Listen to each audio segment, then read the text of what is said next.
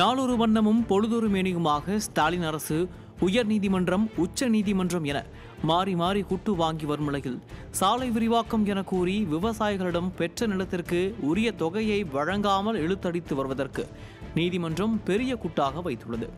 சாலை விரிவாக்கத்திற்காக திண்டுக்கல் விவசாயிகளிடம் நிலம் பெற்றதற்கு உரிய இழப்பீடு கொடுக்க உயர்நீதிமன்ற மதுரை கிளை உத்தரவிட்ட நிலையில் மேல்முறையீடு செய்வோம் என அரசு தரப்பு வாதிட்டதால் சுரண்டல் மாடல் அரசுக்கு நீதிமன்றம் கடும் உத்தரவு பிறப்பித்துள்ளது. அதில் திண்டுக்கல் மாவட்ட டாஸ்மாக் கடைகளில் அன்றாடம் வசூலாகும் வருமானம் முழுவதையும் விவசாயிகளின் நிலம் கையகப்படுத்தப்பட்ட வழக்கின் கணக்கில் வைப்பு செய்ய உத்தரவிடப்பட்டுள்ளது.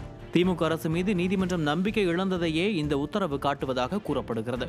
ஏற்கனவே நிதி நெருக்கடியில் சிக்கி தவிக்கும் அரசு தற்போது ஒரு மாவட்டத்தின் டாஸ்மாக் வருமானத்தை இழந்தால் அது மேலும் பொருளாதார சிக்கலை ஏற்படுத்தும் எனும் நிலையில் இது அரசின் நிதி மேலாண்மை திறனை கேள்விக்குள்ளாக்கியுள்ளது. திமுக அரசு மக்களுக்கான அரசு இல்லை என்பதை விவசாயிகள் புரிந்து கொண்டு விட்டனர். மேல்முறையீடு செய்து விவசாயிகளின் உரிமையை பறித்து நீண்ட காலம் ஏமாற்ற முடியாது என்பதை புரிந்து கொள்ளுமா திமுக அரசு?